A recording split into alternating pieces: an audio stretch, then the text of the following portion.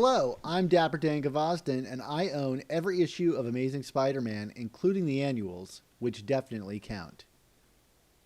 And I'm mischievous Marcio, and I too own every issue of Amazing Spider-Man, but Dan, the annuals don't count. Welcome to the Amazing Spider Talk, the show where two fans and collectors uncover the strange, fun, and fascinating history of the Spider Man comic universe. Thanks for joining us for this review episode of the all new Amazing Spider Talk. Yep, Dan, today on the show, you and I, we're going to be double dipping again. We're going to first be discussing Amazing Spider-Man Volume 5, number 52.LR, followed up with number 53, Legacy 854. But let's start things off with Amazing Spider-Man number 52.LR, which was written by Nick Spencer and Matthew Rosenberg, with art by Federico Vicentini, colors by Marcio Menyz, and Erick Arciniega. These names just get harder and harder. And letters by VC's Ariana Maher, and a cover by Marcelo Ferreira. And this issue was first released on November 11th, 2020. Mark, I'm so glad that they keep adding new names to this to these credits, and that we started this tradition because it is standard now. Part of the rite of passage for any Amazing Spider-Man artist is to be butchered by you. I mean, it's kind of ironic, Dan, because my last name is Ginocchio. It's the Italian translation is knee. It's Lord knows someone sees it on the page, they're like, I don't know how to say that name, and yet here I am. These names, Vicentini, Arciniega. Like I should be able, like this should come naturally, and I can't, and it's just so frustrating to me. But here we are. Enough about that. Let's talk about the comics. Speaking of Vicentini, this guy just keeps bringing it, right? I mean, these issues, we said this last time, they just look as good as the main book. Well, I shouldn't say as good as the main book, but like this for a sub series, if you will, this is some really solid, dynamic artwork, right? And I agree, and I feel like we got some of the same in like the Hunted issues with those like .hus. We got some kind of new tryouts for artists on the book, and I think it's an appropriate way to kind of bring someone into the fold here. I remember like Iban Coelho, who does a lot of Venom stuff, got a couple issues with Black Cat in there that were gorgeous, and I think this is kind of a cool place for Marvel to kind of like, put up their new A-listers, so to speak, or maybe B-listers at this point. But I don't know. I think this guy, Federico, is really awesome. I'm like gunning for a commission from this guy because his stuff is so interesting. But what I like is how clean his inks are. I imagine it's digital line work that he's doing, and it's really slick. His MJ looks great. His characters, his costumes, the visual pacing, I think, is really good. I mean, big panels, small panels. He crams a lot in, and the storytelling is really crisp and clear. I think he's still getting a handle on the kind of like Spider-Man action. I think some of the bridge stuff was a little crowded, and there's a scene with Jessica Drew's Spider-Woman shooting a web out, which she doesn't do, which I think is an Right. easy slip up for someone who maybe isn't as knowledgeable about the Spider-Man universe. Like, of course, every Spider-Man or Order of the Web character would shoot webs, right? They're in the Order Right. of the Web. I think it is weird that Jessica Drew is probably like a part of that because I see her more of like a Avengers Shield character than a Spider-Man character. Um, but I think that might throw the artist off a little bit. But I think, barring all of that, this guy remains really refreshing and fun to read in this book. Yeah, no, absolutely. And I'm always impressed by an artist that can, both provide the pencils and the inks for himself and still do a bang up job like this. And, yeah, I mean there are a few little sequences where things get a little muddied or, are, I guess, historically inaccurate, if you will. But overall, I enjoy the art on this book a lot. I mean, in terms of the story, it's this is I don't know. I have not been the hugest proponent of these .lrs from the get-go. I know, and maybe that kind of, that baked in bias is coming through here, but um, there's both a lot going on in these books, but also a lot of nothing. We can, I guess, start a little bit with the Sin Eater storyline here. He's still around, and there are a lot of diverging plot points going on regarding the Sin Eater and Moreland, and now apparently the Spider Queen from Spider Island. And it's just I kind of feel like Cliff Clavin here in terms of like what are three men who have not been in my kitchen, Alex? Like, I just don't get like how all these points are coming together. It just seems like a lot, and a lot that's very disparate, and I'm not sure it's syncing for me. Does that make sense? Yeah, I get it. I mean, I think for me, this was the issue where this story kind of clicked a little bit more for me. I think if only because of what you're describing, is that like I feel like the main story is really focused, and this one is kind of doing the Spider Island thing, where it's bringing in all the different generations of Spider-Man's history together in a sort of like big bonanza story, and that it's not the main story kind of makes me a little more accepting of it. So like I thought it was kind of clever to have, a 1980s character using a aughts character's storyline from the 2010s to now I'm getting really confusing, but like I thought it was neat to like leverage Spider-Man's history and say, well, what could we use to bait Moreland? Well, we could use the Spider Island chemicals to create more spiders, which would draw Moreland out. And it was like, okay, these are fun puzzle pieces that we're fitting together and exploring Spider-Man's history. And that stuff I think is kind of fun for us, kind of like old timers, if you will, even if those stories are ultimately fairly recent. Even if you just jumped on Moreland with Spider-Verse and the Inheritors. So I thought that was kind of fun. Is it essential? Is it like a, must buy comic? No, but I like that comics get to be comics a little bit here and be a little weird and all over the place. I think any fear, and we'll talk about this when we get to the main issue, 53, any fear that these comics were affected by the movies to go after a mass market appeal is completely washed away by issues like this and issue 53 that are so obsessed with comics minutia. And it's both a detriment in some ways that it's so inside baseball, but I do enjoy that it treats a lot of this stuff seriously and respects the history of it, even if it doesn't make for a great story overall.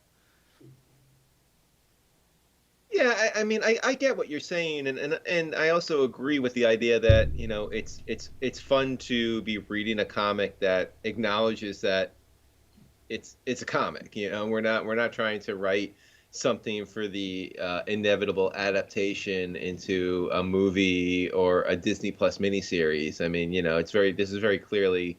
This is not going beyond the pages of Amazing Spider-Man in terms of the future of this character. But at the same token, like I said, I feel that it's both too much, and I feel like when you start throwing in all of these different subplots, even if they do kind of seem to click in some ways, it just feels very watered down to me. I mean, it's like, like in any given storyline in Spider-Man history, Sin Eater is enough, or Moreland by himself is enough, or the Spider Queen is enough, and I feel like in just kind of adding more and more, or or excuse me, Norman Osborne is enough, and it's too much. Like I feel like when you throw too much product into it, it just waters everything down, and it kind of negates the gravitas that the characters have independent of each other.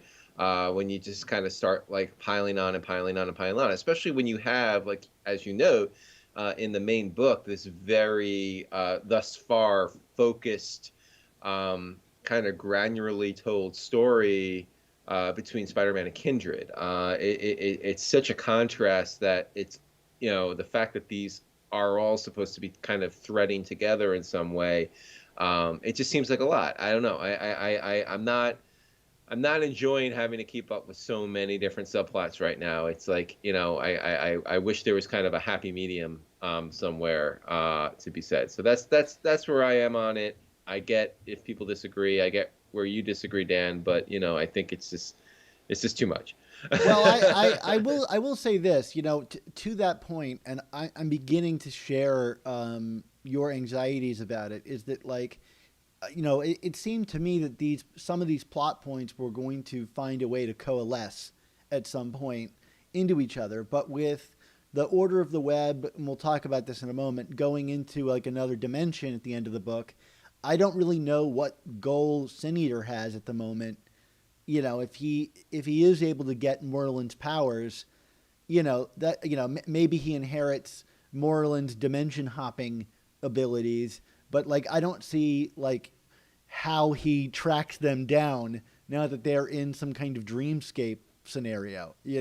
So those two plot lines seemed the closest now seem quite divergent from each other. And then, like the MJ stuff seems much more connected to what's going on in the main issue, where it ultimately seems to be some kind of discussion between Harry and Norman.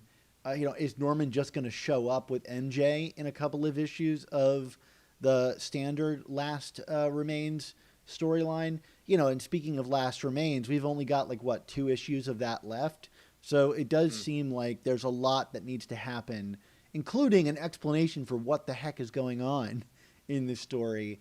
And I do worry that this might be a case of a lot of bloat early on, even if I'm enjoying it thus far, and a quick wrap up, which we'd often dinged Dan Slott for doing, which is like stalling until the last issue where a million things have to coalesce and very rarely satisfyingly. So I've got my red flag raised, even if I, find some joy in the momentum of it all currently. Yeah, like what's going to happen off panel? That'll be the true test. But let's talk a little bit about the Mary Jane and Norman sequence here, because frankly, in terms of all the things that are going on, this is probably the subplot that interests me the most right now. Sure. I mean, maybe because I feel it's the most relevant to the main storyline going on within ASM. But we kind of peel back more layers in terms of the Kindred situation. I mean, MJ obviously doesn't trust Norman, and who can blame her? But she even throws a lamp, or smashes him with a lamp at one point. But he kind of comes at her. Peter's in danger. And of course she's like, well, yeah, from you. And she's like, well, no, from Harry. And it's kind of like this seems to be the first acknowledgement in this storyline of like not just Harry Osborne and the historical significance of the character, but kind of Harry's more recent history and how he kind of seemed to had figured out his life, to the point that MJ's even like, well, no, last I saw Harry, he was fine. And Norman is kind of alludes to there being some secrets that he still has not shared, which I think is going to obviously dovetail with whatever is going on with Kindred's story, which we will get into in when we talk about Amazing 53 in a few, right? Yeah, let's hold off on our theories about that. I mean, I don't want to get into the Europe of it all just yet, because I think there are several more clues that appear in 53. So I want to hold my theorizing till the end of that conversation, because I think there are some things we can speculate about Harry's past and what we do and don't know about it. But this idea that Norman has been withholding information and might be complicit in this Kindred thing is interesting. And I didn't get that kind of reading from Norman in those Absolute Carnage issues. He seemed kind of surprised to see what he presumes is his son, and we have confirmation is his son, at least in some regard, when he was locked up in a cell. Was that your reading on that? I mean, like, he seemed genuinely surprised to see him. Yeah, I am with you 100% on that one. Yeah, interesting. So the next big kind of event from this thing is we experienced the fallout of this bridge attack from the demonized Order of the Web. They've all woken up from their spell, which we saw dispelled when Spider-Man made a deal with Kindred to die to save their lives. So they're all recovering from this moment after that decision. And, there seems to be kind of like almost like a fun reset of the status quo, which I would kind of love to see, which is people being fearful of the spider people in New York after they've seen them destroying a bridge, which happens seemingly every other week. Maybe it's just because I'm playing the Spider-Man PS5 game where that happens, and then it's kind of quickly brushed aside. Don't rub it in, Dan. You still have to play the other one from 2018 at some point. I'm gonna have to buy you a PlayStation 4 one of these days. Oh yeah, there you go. That's a good use of Patreon funds. There right you go. So. There you go. buy Mark a PlayStation. Yeah, maybe I will. Thanks, Patreon. No, but so everybody's kind of afraid of them, and Doctor Strange shows up to kind of like piece everything back together. For a moment, I thought it was like Madam Web doing some kind of like mystical web thing, because God knows the extent of her powers, which I actually liked because Doctor Strange makes a joke about it later on, that he hates dealing with clairvoyance. And, maybe that's a shout out to the readers who just kind of find Madam Web annoying. So yeah, this is the Welcome reappearance to the club. Right. This is the reappearance of Doctor Strange. How have you felt about Doctor Strange's kind of appearance in these issues? I mean, he's clearly, in my mind, coming back in because of his central role in Omit. That he's back here to play a role in a story that seems to be moving in that direction. Yeah, and of course, for the uninitiated, Omit meaning One Moment in Time, which is the storyline that was kind of the follow-up to One More Day, that kind of explained the machinations of One More Day and Doctor Strange's role in it all. Yeah, I mean, not to reveal process to people here, but before we started recording, Dan, you and I were talking a bit about this, and I kind of referred to Doctor Strange as like, he's clearly the Chekhovian gun here in terms of, it's very intentional that he is involved with this story, especially given the historical significance of Doctor Strange with and his relationship to Spider-Man and his deal with Mephisto and the Devil in One More Day and then in Omit. But thus far, I don't know, like he is there for when the trigger gets pulled and all this comes together, but so far I'm kind of not feeling it. I mean, he's got some decent one-liners, both at like Madam Web's expense and also at Black Cat's expense, but like, I don't know, like he's just kind of transporting the spider folk around different dimensions, and it's not doing much for me. Like, I don't feel like this is a character that's adding much to the story outside of like, wink, wink, nudge, nudge to everyone else who's paying attention. Like, oh, like we're playing with the third rail of the marriage and the deal with the devil. So he's got to be here, and when we decide to pull the trigger, it's going to be a big deal, guys, right? And I don't know. I don't see much beyond it at this point so far, and maybe I'm being too cynical, but like the character is not being used well, in my opinion, so far. And I think it's innocent enough, although, I kind of like roll my eyes at the hand wavy comic bookness of like, we can't track Spider-Man, so we'll attune ourselves to the Order of the Web and that'll track him. And it's like, okay, whatever hand wavy comic book nonsense that gets you where you need to go. So he opens a portal and sends them into the dream dimension where we had previously seen Spider-Man, or whatever you want to call this place.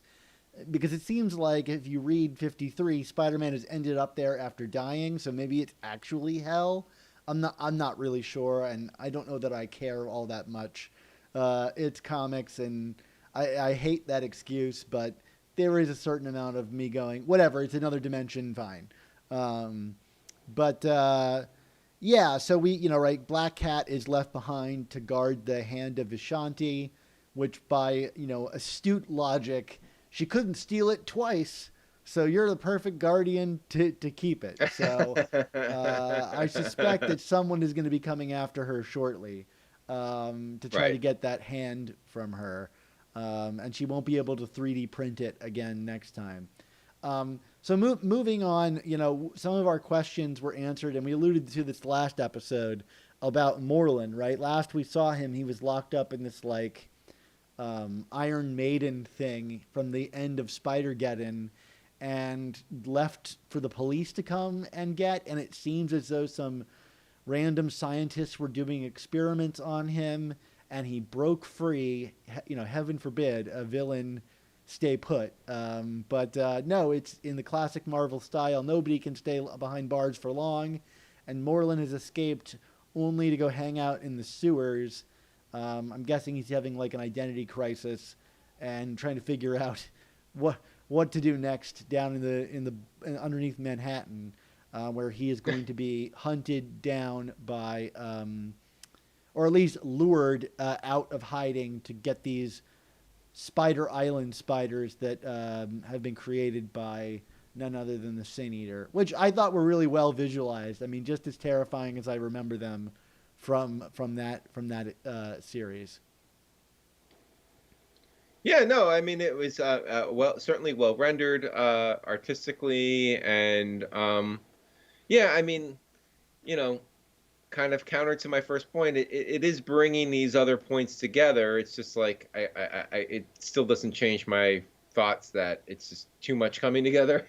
You know what I Yeah, mean? yeah. I Like, still don't but feel like Moreland is essential to this tale. I don't really know where the yeah, Sin Eater stuff is going, but yeah. yeah. But I mean, but do we want to talk a little bit about the Spider Crew and what awaits them upon their first dimensional time jump, or not time jump, but like little transportation? Because it actually I didn't know what quite to make of what we saw when we got there, but it does seem like they're in some kind of danger. What is your speculation about it? Well, I mean, I think on initial first blush, it just looks like kind of like a demonic MJ that Right. is hanging out there in this other dimension. Um, and I didn't really know what to make of it either. But upon thinking about it a bit more, if you reread, that JMS issue that we referenced last time, where this dimension first appears, while Spider-Man is there and he strays off the path, which Doctor Strange warns him not to do, Mm. his mind begins influencing the people of the dimension, um, and things start to transform to reflect his internal thoughts. And he's like in Times Square, and all the people in Times Square turn into MJ. They just all have her face. And then I think it was like right in 52, we saw Spider-Man come, face to face with like this MJ with like kindred arms growing out of her back. That was kind of like beckoning for him. My suspicion is that this dimension is just full of creatures that look like MJ that are going to be kind of like evil or something like that. That's my first kind of guess, is like just a dimension populated with like evil MJ lookalikes. A second guess would be maybe, we haven't seen Spiderling or Anime Parker much yet, and last we Mm. left her at the end of Spider-Geddon, she was kind of the new weaver of the web of life or whatever. And she hasn't really shown up, even though we've got this kind of cross-dimensional threat thing going on. So maybe she's involved. And then the other thought I had was that, and this is like choice C or whatever, is that, remember that child that we saw in One More Day that was like the projected child of Peter and MJ that they were basically giving up by erasing their memory of each other, like this suspected kid. Maybe that kid grew up, and you know this is that kid kind of showing up for the first time. And I say Spiderling, I'll go back and say Spiderling so that Grant Hutchison in our Spider Slack can be happy, because he's been suggesting that Kindred is Spiderling for months. And I just want to throw him a bone and say that Spiderling is going to be in this. Yeah, Mark, do any of those ring true to you? I mean, like, there's really not much to go on other than that it looks like MJ. Yeah, I mean, I definitely feel like it could be some kind of warped version of MJ for sure, especially since we kind of had that visual already, both in this series, but also in the JMS stories. But I do think, the child from the child that wasn't from Brand New Day, or excuse me, from One More Day. I mean, like we're seeing with more to come, obviously, so much references and visual references to One More Day in this storyline. Like, why not go there? I mean, like there's no reason why I shouldn't. So I would probably say it's one of those two, frankly. But we'll see. Yeah, you want to get to a grade on this one? Yeah, sure. I'm going to go with a C plus on this one. Liked it, but I'm still kind of holding on. And I am right there with you. C plus. We're so similar, Dan. I guess So that's what boring. makes What us a work. boring review show. We need to have a fight one of these days. We haven't had a fight in years. Yeah, that's true, right? Although I guess we never like publicly talked about Spider-Man Reign on the show, so we just wrote I those feel like we articles. did, but well, yeah, we could always do more of that sometime. But why don't we get to the second half of the show, which also includes names that are far easier to pronounce. Yep. All right. I gave myself the easy one. So next up, we're going to be discussing Amazing Spider-Man Volume 5, number 53. That is Legacy 854. Written by Nick Spencer with pencils by Mark Bagley, inks by John Dell, colors by Edgar Delgado. See, I'm pretending to not be able to say this now. Yeah, And right. letters by VC's Joe Caramagna. And a cover by Patrick Gleason and Edgar Delgado. This issue was first released on November 18th, 2020, as we approach the end of this hell year, by going directly to hell itself. So, Mark, Amazing Spider-Man 53. Do we want to get into the overall thoughts or just kind of work our way through this? Because there's a lot to kind of unpack here. It's funny. I think we should just work our way through it because it's one of those things where overall not a ton happens, but there are a lot of very interesting details found page upon page here, including I mean this opening sequence, Dan. I got to be honest, we jumped on this call and we were chit-chatting as we do before starting the live stream, and then you said, oh, and I want to get into this, and I'm like, wait, what? So I totally missed this. So I need you to take this away to start because this is a totally different read than what I had, and thus I need you to kind of lead the way on this. Sure. So I kind of want to get my general thought out really quickly, because I think it goes. This scene is kind of a great microcosm of that, which is like the more I reread this issue, the more I gain from it and the more I enjoy it. But I think it is hampered by one big thing, and that is Mark Bagley's artwork. And me, I'm the biggest fan of Mark Bagley. I'm looking up on my wall right here in front of me while recording this, where I've got like 3 Mark Bagley pieces of original art. It's Mark and I, one of our formative, meeting stories involves Mark Bagley, and it was a thrill of a lifetime to interview him on the show. And we've been so praising his work back from the Sins Rising episodes. But to me, I don't know if this was rushed or if the inks are different. Like, John Dell's inks maybe just don't really work here. But I found it so hard to discern what was happening in this issue moment to moment. And that's because a lot of the characters look very similar. and it was hard to really identify everybody. And that really, just starting from literally the beginning to the end, I had this trouble. So like on page one, we've got this almost like floating camera, and in many ways, this feels like a bit more of like a cinematic sequence as we're wandering from room to room in this house. And the first bedroom that we enter, is with this blonde-haired woman. And I guess I should have immediately thought that it was Liz Allen, but we haven't seen Liz much in this series, and so my mind didn't immediately go there.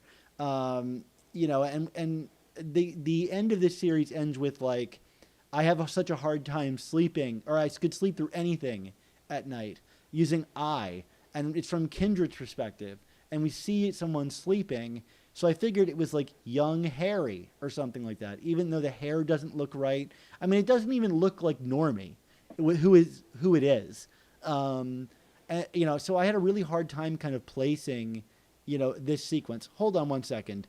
I got music blasting from the other room, and I don't want it to interrupt the recording. Hold on. Okay.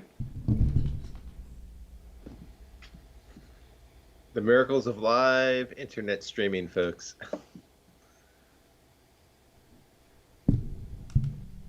How very unprofessional of me. So as I was saying, when I first read this, I was oscillating between like, so if it's Harry, then is that older woman Emily Lyman? Except Emily Lyman is a brunette. So then I thought, well, this looks like Peter in the bed. So is this Mary Parker? Well, no, she's a brunette too. So is it May Parker? And this is a long time ago because May Parker was blonde. So, okay, that works. And then even with the kid in the bed, panel to panel, the hair seems to change from brunette to blonde. And I was just really struggling. And, I guess I should have guessed it was Normie because his hair is kind of like, I guess, like a dirty blonde, depending on what interpretation you're looking at. But I just thought that the way that the dialogue was placed, saying I could sleep through anything, and the way that this was drawn, it just kind of started the whole thing off with a big question mark for me that I think I eventually landed on, but it seemed like just a disaster of a sequence to me. And clearly it was for other people too, because like Mark, you totally didn't read it this way at all. What did you read this as? I had a very hard time with it, Dan, and I mean, to be totally blunt, I was seeing this as just kind of another, like, I wasn't even looking at the hair colors. Like, I was kind of like, wait, so are we getting like brand new day, or not brand new day, but one more day, and Peter waking up in bed like from a couple of different angles before we finally got the angle that we remember from Amazing Spider-Man number 554. It was very difficult for me. I thought we were essentially getting Peter twice here for some reason, and that didn't make sense to me. But I didn't see, because the male character looked like Peter to me, and I couldn't quite grasp who the female could have been. And it was a mess for me. I didn't get it. I didn't get it until we finally got into the sequence that was clearly the homage, not even the homage. It was a direct reference to 545. And that's when the story finally started to happen for me, if you will. Yeah, so let's talk about, like, let's say this is Normie and Liz, which I think it is. No, I wouldn't say quite clearly, because clearly it wasn't quite clear to us. But no. I think ultimately this is Normie and Liz. So what can we take away from that Kindred is returning to them, kind of watching over them like he did MJ, kind of like the protection of the innocents, or whatever. No, even if you don't think that Normie and Liz are really all of that innocent. I mean, do you have any takeaways from this? Well, I do. I mean, to me, this continues to, frankly, and I'm not trying to say this to puff myself up, but like, to me, it continues to play into my theory that the version of Harry Osborne that we are seeing here is not the Harry Osborne that we have been getting in the comics over the last few years since his return from the dead, if you will, at the beginning of the Brand New Day storyline. I think that, which is referenced heavily throughout this comic. I think that we are basically seeing the Harry that gave into the demons of the Green Goblin and ended up dead in Spectacular 200. And I'm assuming at some point, and maybe because of the secrets that Norman was referring to in the aforementioned 52.LR, this Harry, maybe some kind of deal, similar. I mean, the fact of the matter is, I'm jumping all over the place, but the fact that these visual references are with presumably Liz and Normie are similar to what we saw with Peter and then Aunt May in One More Day. Like this isn't a coincidence. I mean, what started Peter on that path? It was his deal with Mephisto. So I mean, are we going to learn that some kind of deal with Harry was made to return, to bring his soul back from hell in the form of the character that would become Harry Lyman, and because of reasons to be explained, the character reverted back to the demonic version of himself because the deal was not consummated or was broken or what have you. I think that's where we're going with this. That's my read of it. And if I jump too far ahead with the speculation, Dan, you can wrap my knuckles later for that. But that's this kind of where my head is at after seeing these first few pages of these books here. I mean, I guess for me, it's a matter of what the interaction between these characters is. If he's standing over, Normie, is he looking on at him like he's meeting him again for the first time in years, or is he looking on at him and saying goodbye to him because of some action he's about to take? I feel like, there's a reading that this is actually Harry Lyman Osborne, the real Harry, not the kind of one that was sent to hell or whatever our presumption is, who is turning a leaf and becoming something else, as Mary Jane suggested in the .LR issue, that she had just seen Harry and he was fine. So clearly that guy existed, and is somewhere. I mean, we don't see him standing over his own body, here in this house. So my immediate assumption from this was that the kindred that we're dealing with is actually this is Harry Lyman Osborne, and there's some major change that we missed off page that made it like this. That's my initial read. That might be wrong because your take on it also seems very credible, but on first blush, making that connection with Normie and Liz made me think this is a guy that is standing over his family and saying goodbye to them because he's about to do something major that won't allow him to come back.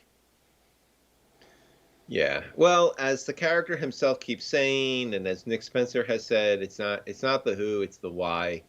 And I imagine we're going to get the why at some point. I mean, unfortunately, I feel like this is an issue that kind of just pushes the why a bit more, even though the issue kind of consummates itself with the who. You know what I mean? We it ends with Kindred finally revealing his identity to Peter, but it feels kind of anticlimactic because at this point we're still yeah, well, we've known, obviously it's been Harry for a few issues now. Peter doesn't know, but we have known. So now it's all right, I'm more interested in the why now. You've been baiting me with the why for forever now. What the hell does this all mean? Why are we getting all of these references to One More Day? I mean, it's and this is, I have to admit, this was, I felt that this was all very well done in terms of kind of Peter going through this story that we have seen before in an earlier issue, but kind of reacting with the fresh eyes of what the current status quo is, him seeing Flash and MJ being there. I mean, do you want to kind of walk through some key moments from that? Sure. Well, let's just spell it out first. So, like, we have Peter waking up in bed, an empty bed with no one next to him, which is it is an exact parallel to Amazing Spider-Man number 545. And if you haven't read that issue after reading this one, or you've never read that issue, I know people hate One More Day, but I think it will really change your read on this issue, which is what made this issue actually really interesting for me. It reminds me of like Amazing Spider-Man 698, where your first read through is one way and your second read through is something completely different. You have to do a little more work in this issue, but my first read through of this issue was like, oh, this is really cool. I got to go back and read Amazing Spider-Man 545 again. And then rereading it again after reading Amazing Spider-Man 545, it was not completely different, but it was a very different experience for me that allowed me to take away a bunch of other things from it. So I mean, just to kind of get into this, like this is nearly a panel for panel recreation of the final sequence of One More Day, or really the start of Brand New Day, because it's after the deal is done. Peter wakes up and goes to a party to celebrate Harry's return from Europe, which we would later find out the full details on, and the introduction of like Carly Cooper and Lily Hollister, and the kind of cast of the Brand New Day era, culminating in everybody clinking their glasses to a bright, brand new day. And like I said earlier, I really appreciated like the kind of deep dives that Spencer is doing here. Like, this is a comic that is solely for comic fans and hardcore Spider-Man fans, and also really touching the third rail of comics. Like, we are firmly have our hands planted on that rail right now. And I can't imagine what this comic reads like if you don't know about Amazing Spider-Man 545. Oh yeah, I mean, this is navel gazing at its finest right now. I mean, and that's not a criticism, because I mean, frankly, these are comics that are written for fans like you and I in mind, Dan. I mean, like, we're getting more out of this than those who have no familiarity with these stories, or who swore off Spider-Man after these stories, or what have you. I mean, we can argue from a marketing strategy if this is the kind of stories that we should be telling right now, but I don't care. I mean, like, I appreciate, I mean, to me, nothing should be, we talk about the third rail, but I don't think, if it's part of continuity, I don't think anything should be the third rail. Yeah. Like, if it's there, it's there. Use it or don't use it. But like there shouldn't be stuff that's part of the storyline that you shouldn't be allowed to use, except maybe Sins Past. But we can talk about that some other time. I feel like we just did shortly ago. Yeah, it's true. But like, yeah, I mean, like, this is for hardcore Spider-Man fans. I mean, not even just hardcore Spider-Man fans, but those who like have kind of endured what the character has gone through over the last, I mean, One More Day was what now, 2007 or 2009? I think it's hard for me to remember now. Yeah, 13 years ago. Yeah, I mean, we're going on 13, almost 14 years now that this all happened. So, I mean, that's a generation of fans here that have probably been lapsed out of this book. So, kind of going through what we have gone through with this character. I'm not making it sound like it's some kind of like, trials and tribulations here. I just mean, like, for fans that have been kind of lapping this stuff up, to kind of see us going over this in a meaningful way that has not been done yet. I mean, to me, that's significant. And I appreciate it. And, for all of Bagley's issues in the very, very beginning of this story, I do feel he kind of like settles in and does a great job once we are clearly in the domain of One More Day and the story that's being told from there.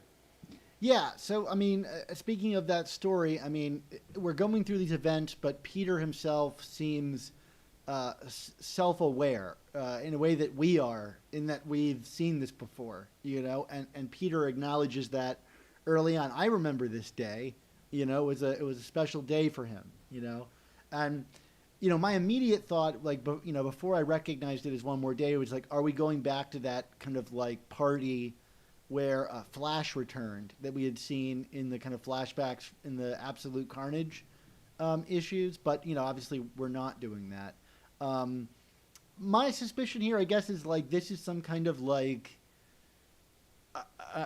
hell memory or dream. I mean, like ultimately we see demons infecting this story, right? We see the bellman at the hotel is kind of in on the joke, looks kind of Green Goblinish or demonic. There's like the woman that announces Harry's arrival that looks kind of like twisted and overly excited about something. You get a nice moment with Peter and Flash where he's excited to see Flash alive, and Flash is like, "I don't know what you're talking about. Like, aren't you know? I'm not the surprise. We got a bigger surprise coming up." The most interesting thing to me is the stuff with MJ, because rereading the old issue and this issue, they're very similar, and this could just come down to kind of artistic interpretation, which is that like Bagley's drawings aren't the same as the original drawings. But in my mind, as she sinks into the crowd as she did in the original issues, here she just looks sadder, like maybe she is aware of what's happening like Peter is, and yet the events still play out the same way. So, I wonder how much of that was my interpretation of it, or not. But did you have the same feeling when you encountered this MJ moment? Well, if I am revealing my ignorance here, I apologize. But like, I mean, wasn't one of the essential reveals of one moment in time that MJ was just as aware of what had happened as Peter was? Yeah, no, I know that. I meant more like aware in this Well, I moment just of the mean, dream. well, that's what I'm saying. I'm like, I feel like going back now to this moment versus the original moment when that had not been established yet, because Right. that kind of got established after the fact. I'm assuming that like that's kind of what we're working with here, is that we're dealing with kind of a self-awareness of these characters twofold, because like we've had other stories that have happened since then from the past that reveal more is known than what was known when these stories first appeared. I know I'm talking in circles here, but I guess for me, my interpretation was this is a more aware MJ from the stories that came after One More Day, but not necessarily present day MJ. I don't know if this is 2020 MJ being kind of concurrently existing in this dream with Peter. I feel like these LR issues are showing that MJ is kind of in her own sphere right now, and Peter is kind of going through his own turmoil. Well, correct me if I'm wrong, but like MJ didn't remember the Mephisto deal. She just remembered Spider-Man's identity, right? Like she was allowed to hold on to that because Spider-Man Right, pulled her back into the bubble with the spell from right. Doctor Strange.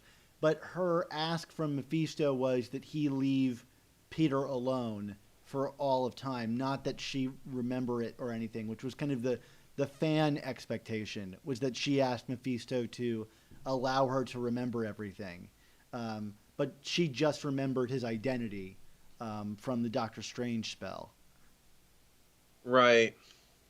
I don't know, Dan. But yeah, she looks kind of sad, and like kind of like not just sad, but like I feel like the character is literally fading into the story here in a way, almost like kind of like the Back to the Future photos. You know what I mean? Like she's kind of evaporating a little bit in this story. And there seems almost like no matter how much Peter reaches out to her, the crowd gets in his way. It's almost like fate has like is stepping in to keep them apart. Um, Right. and she gets in the elevator and there's like a red down arrow, which is present in the original comic, but in my mind, in this kind of modern reinterpretation of it, knowing that we're dealing with hell so much here, it almost, in my mind, signaled she was going down to hell in some way. This kind of elevator, into the like nether realm.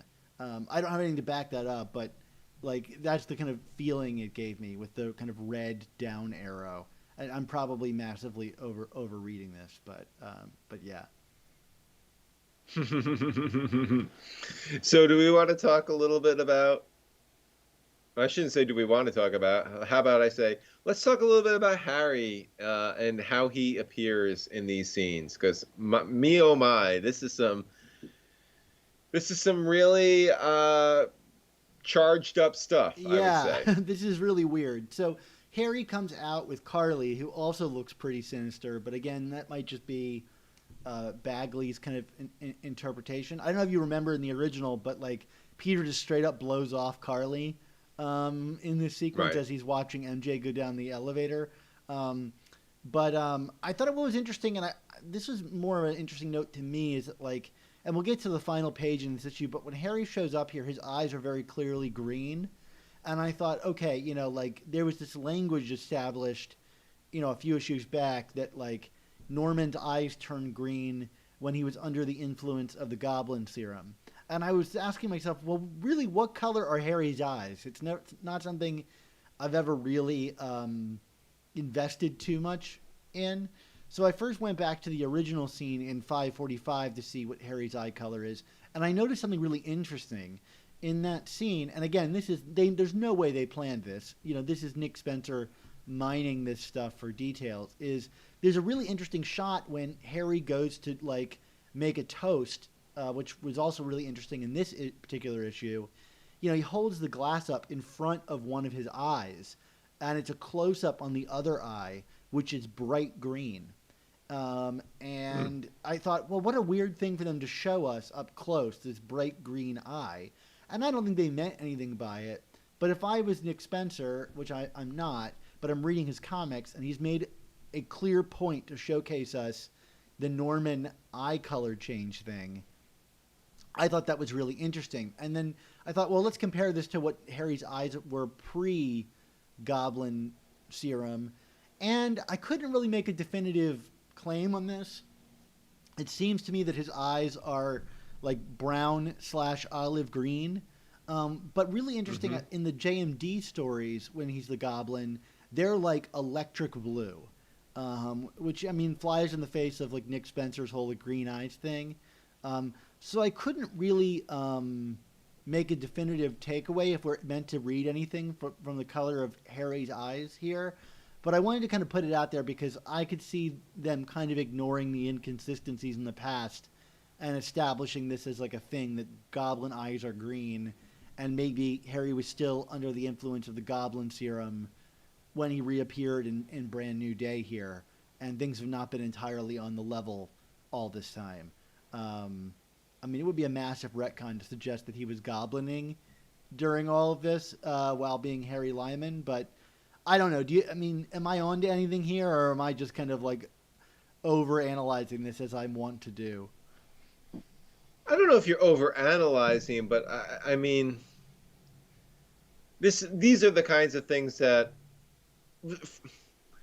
I think there are other details that come in this comic here that are far more interesting and telling to me than the color of his eyes. And I'm not saying that to be disrespectful to you. I love that you got into this level, but like, I mean, like revisiting the toast and the speak of the devil line. I mean, to me, like that's where the heart of the revelations lie here. Sure, right. So Harry prepares a toast, and in the original, in 545, he says, "You know the worst thing about rehab," and in this version, he says, "You know the worst thing about hell." And a couple of interesting things about that. I mean, first of all, it's a difference. So, Mark, what do you take away from that thing? Yeah, I mean, again, like it's me trying to kind of pat myself on the back here, Dan. Like I like, to me, Peter is with MJ in Nick Spencer's storyline, and this resets something with Harry Osborne that brought back from this deal, some kind of deal that was made during Brand New Day, One More Day, and now like, I mean, because like even if this is Harry Lyman, Osborne, whatever, like Harry Osborne never had demonic powers that gave him the ability to haunt people's dreams and to, grow centipedes from his body. You know what I mean? This is a very specific power set that has been acquired by Harry here, and I mean, to me, it suggests something that is supernatural and not of this world or not of this realm. So, like, it's clear to me that we're kind of reliving this sequence, but we're now reliving it under the guise of, well, now that Peter and MJ are together again, this is what actually is happening to Harry. Like Harry is now saying it's not rehab, it's hell, because he was in hell. And whatever happened, and we're going to find out, because there's still how many chapters of this story left right now, Dan? There's like between the LRs and ASM, there's like 5 more chapters here. I think we're going to find out. But to me, like something got reset, and now the dead, damned to hell Harry, who was the Green Goblin and was a murderer, is this character. Yeah. So it would make sense that he would say, I was in hell, not in rehab, because rehab was the cover for the other version of this character, who, was kind of pushed aside into Europe by his father out of, shame for him always constantly screwing up. Yeah, I mean, it's really interesting. And on the topic of rehab, and these kind of flashbacks, it is important to note that the previous flashback that we had seen at the party dealt specifically with Harry and his drug abuse and getting out of rehab. So, whatever time periods we're returning to does seem to kind of link up with these suggestions of Harry's kind of healing, so to speak, that really wasn't. That'll be interesting to see if that plays into it at all. And Harry is continuing on, and Peter tries to break out of the scene. He's become self-aware, but the kind of kindred Harry breaks in, forcing Peter to finish the scene, where Mark, I'm kicking myself for not going back and rereading these issues after all this time of talking about One More Day and my theories of it being part of this. Because, man, if I had read the line in 545 where he literally says, speak of the devil and he appears, I mean, what a find, Spencer. I mean, that's chilling. It's a damn good find. I don't know how we didn't see this. My hat off to you, Nick Spencer. But at the same time, Dan, and I'm not, and no, this is a brilliant callback by Nick Spencer. I'm not taking anything away from it. But at the same time, because I reread these issues myself a few years ago when I was researching stuff for my book, and my read of it at the time was speak of the devil, again, my deal with the devil is what brought you back. Right. You know what I mean? We don't know why this was a contingent. We still, we'll find out, I'm assuming. But that was always my read of it. It was speak of the devil, because I just made a deal with the devil and now you're here. You're here. But now we're literally talking about Harry as a version of the devil. So it just brings more depth and clarity to that kind of, turn of phrase, which is, very cliched and common. But it was a fantastic callback, and it, given where this story is going, it just brings it to a whole new level. It's fantastic. So, Kindred, cutting in and out, leaves Normie behind and walks back through this hall of mirrors that we saw in the previous issue, which I think is interesting because I always figured that was just kind of like a momentary allegory, but it seems to be almost like the transportation between worlds. So I wonder if there's more yet to be dealt with in regard to mirrors and holding oneself up against a mirror. So Kindred walks past these mirrors, and his reflection doesn't seem to appear in them, whether that's an art choice or not. And he's transported back into this whatever shadow realm if you will, where he confronts Peter, who's waking up on this slab, and he's like breathing for the first time in this like hell world, and he's gasping for breath. And this line from Kindred where he says, you know, it takes a moment to get used to. I've done it many times. Um, to me, almost implied that Kindred suggests that he's died many times, um, or whether he's transported between worlds many times, like we just saw him do. But I thought it was a strange line to include, you know, and made me wonder, like, okay, like, what does it mean that Harry has died many times? Maybe I'm overreading it, but it seemed like a weird inclusion. Yeah, I mean, I'm trying to think what exactly was my reaction the first time I read it there. I mean, I kind of saw it as this kind of like experiencing the past again. I don't know. You're right. It's it's definitely not a line meant to be thrown away, but like I feel like in the context of what we got, it's very unclear what he meant by Sure, it. right, which is a classic Kindred staple at this point. Double Yeah, talk. true. So Kindred suggests that Peter always knew it was Harry, but again, Lark, like you said, it isn't who he is, but what he wants. So again, I'm very much ready to find out what he wants, and that may be my overall review of this issue, which is, yeah, I want to know what he wants. um, Yeah. uh, We did then get the gotcha, which I appreciated. I mean, that's a very JMD Sal Buscema, Harry Osborne, aka Spectacular 200. I feel like this is where this character's timeline ends. I really do. I feel like this is that character. But why and what? What does he want? Yeah, 100%. Now, so like Kindred pulls his mask off, and I gotta say I was kind of surprised by this because I always figured it was just like he actually was damaged or bandaged up under there, but this is just like another mask saga. In which Yeah. case, I feel like we really ought to get this Harry to a dentist because those teeth have been horrifying in previous issues, and I don't think he's wearing like a false set of teeth in this issue. I mean, I know that's like whatever. There's a level of you know belief that has to be put into this, but anyway, yeah, I was kind of a little bit. I mean, it was a fun little surprise ending. I think maybe this should have come a little bit earlier because now we're not experiencing this alongside Peter. We already knew this.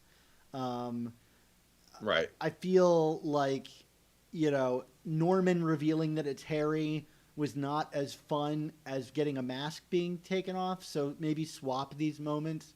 Though it's fun to see it from Peter's perspective. But I gotta say, like, I was a little like unmoored by all of these kind of kindred Harry moments because Harry looks like Norman Osborn way too much here for me. Um, I knew it said gotcha, but like the whole time I was like, damn, this looks exactly like Norman. And again, for me, for Mark Bagley, it's like I know he can do it, so why didn't he make Harry more distinct in this? And that's just a knockdown on the storytelling for me in terms of the art. Yeah, I don't disagree with you. I mean, yeah, I mean, as I said earlier in our episode here, I mean, it's kind of hard to treat this as a reveal because it's been revealed for us. So like, and you know, I don't feel like we really got that much time or face time with Peter reacting to this. You know what I mean? You know, and we'll get it next issue, I'm sure. But you know, that coupled with the art kind of not being very distinct or fantastic. I mean, outside of the gotcha, there was nothing there that kind of screams like, "Oh, that's a fun way to do this." You know what I mean? Like, I mean, but gotcha did kind of land with me because I mean, you know, those books from the early '90s are some of my favorite Yeah. books that have been done. You know, so it's like, all right, you know, like that's cool. But yeah, other than that, it was kind of like, you know, meh. we've done it. We know who it is, and and like let's get to to the reveal within the reveal. I So mean, were you happy reading yeah. this issue? Because like when I read this issue, I think I texted you, because you got these late, and and I said like, I'll just say this issue is a screaming suggestion that Mark was right. Did it give you pleasure, at least on that realm, of being like, haha, I called it? I mean, honestly, no. I mean, like, it's not about validating Yeah. my own theories. It's like I want to see the story kind of progress the best way it possibly can for the story. I would just as rather be wrong, but have the story go in a positive direction. I don't think it went in a negative direction either. I mean, like, I think if anything, and this is not trying to kind of base my opinion based on what other people's opinions are, but like I saw people on social media praising this issue to the hilltops, and it's not remotely there for me. I mean, I feel like this was kind of another inch forward in this storyline, but like I'm you know I don't want to be taking steps in inches anymore. Like we need to start taking more substantial steps forward now with this thing. And but at the same token, like I still feel like this is moving in a more positive direction than say like Hunted was at this stage of the game. But like this was not an all timer for me. Even with the one more day references and allusions and play of words and stuff like that. Like, I mean, this was one of the smarter and well crafted setup issues that we've gotten from Spencer on this run, but it's still a setup issue. You know what I mean? Like this didn't really do much in terms of moving things forward, and that to me is what kind of knocks it off more than any kind of validation I could have gotten from it or whatever. You know what I mean? Yeah, I mean, it moved an inch forward, but it was a really interesting inch. And I guess if you're going to move an inch forward to cross the finish line, which I feel like this one kind of did, right? It got the reveal over with in a fairly interesting way, even if we already knew it.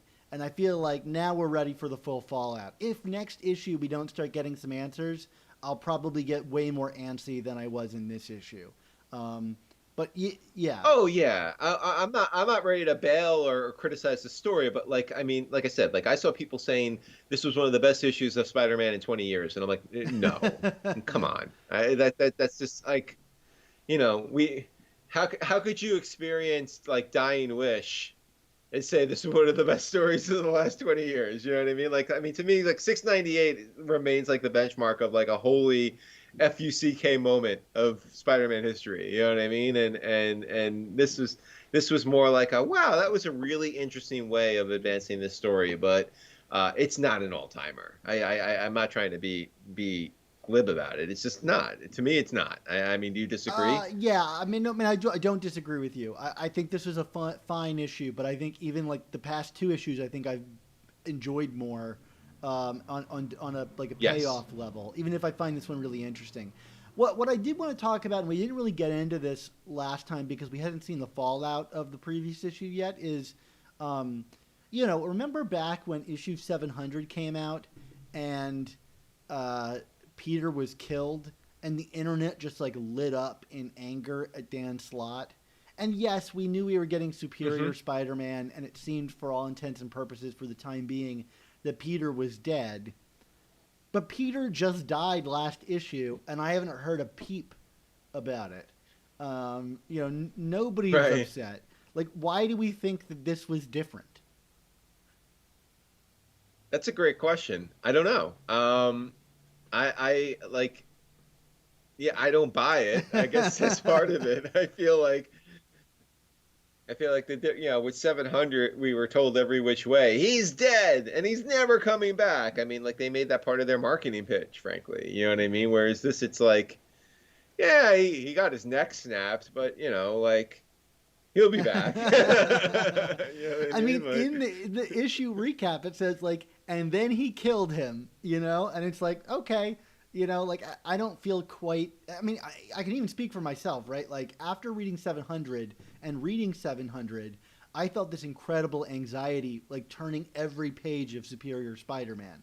You know, like it was like a, you know, I knew that Peter would come back because I'm not silly and getting upset about comics. Like I don't understand how comics work. That the heroes come back, which again, if you feel slighted by that. I'm sorry. Read more comics because these characters are coming back. Right. An IP like Spider-Man is keeping Marvel's comics selling, and Superior sold a lot of comics. So you know, whatever.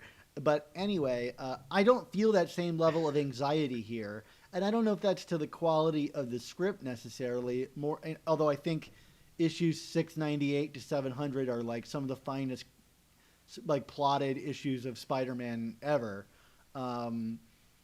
I guess like you're right. I don't buy it here because I think maybe we've been operating in the realm of dreams and like hallucinatory death and hell for a long time.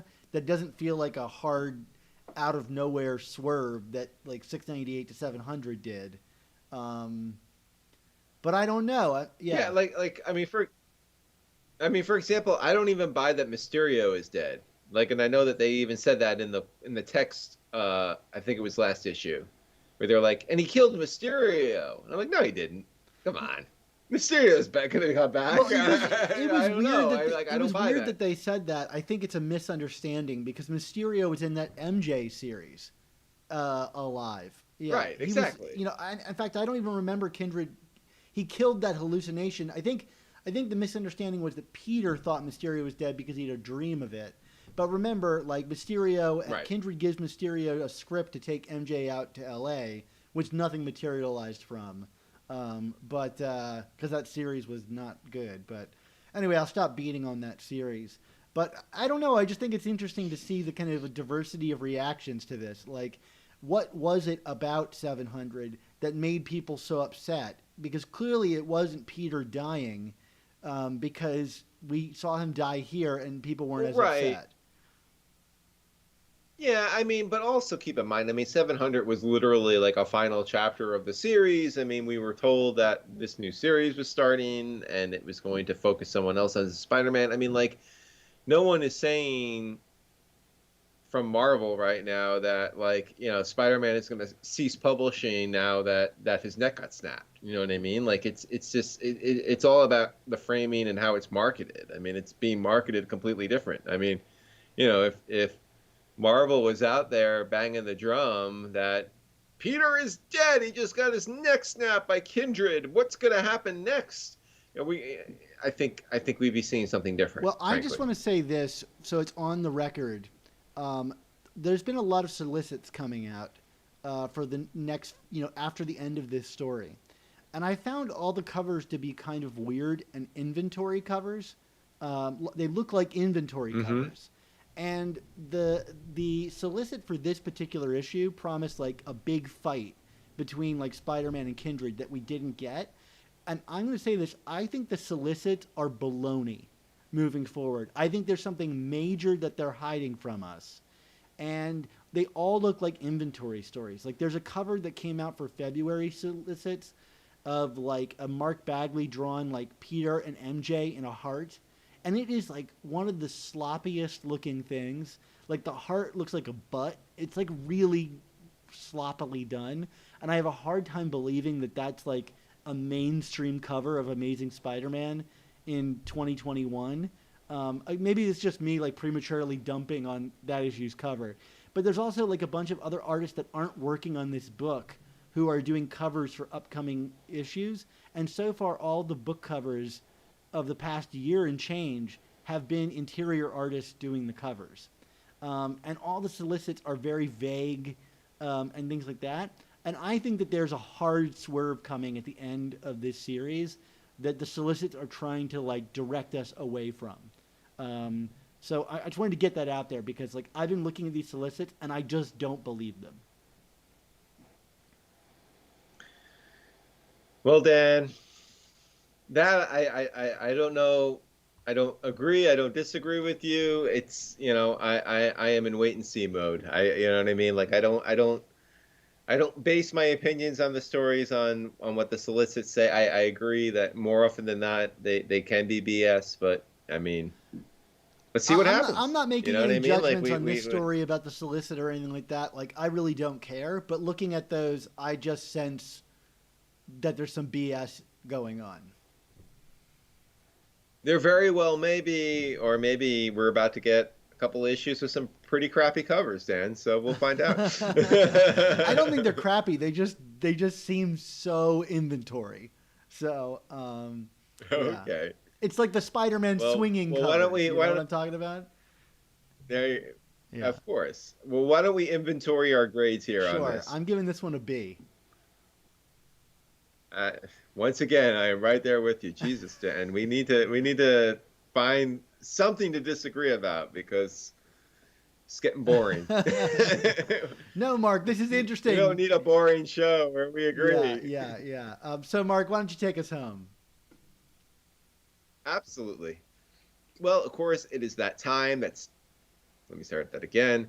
It's that time for all good things to come to an end. So we want to say thank you to you, the listeners and viewers, for tuning in to this episode of The Amazing Spider Talk. This episode was edited by Rick Coast with production support from Andy Myers. Our artwork comes handcrafted by artists Ron Friends, Sal Buscema, and Ray Sumser. And our theme songs were produced by Rylan Bojack, Tony Thaxton, and Spider Madge.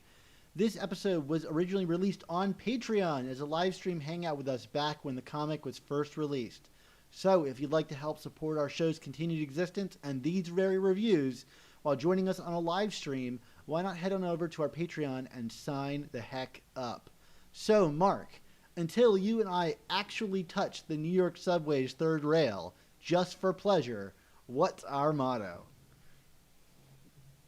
Yikes.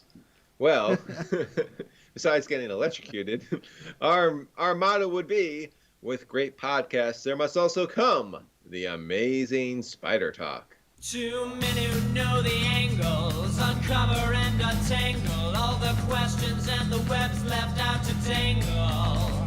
In 1962, last Wednesday's afternoon, they'll bend your ears with reckless self-abandon.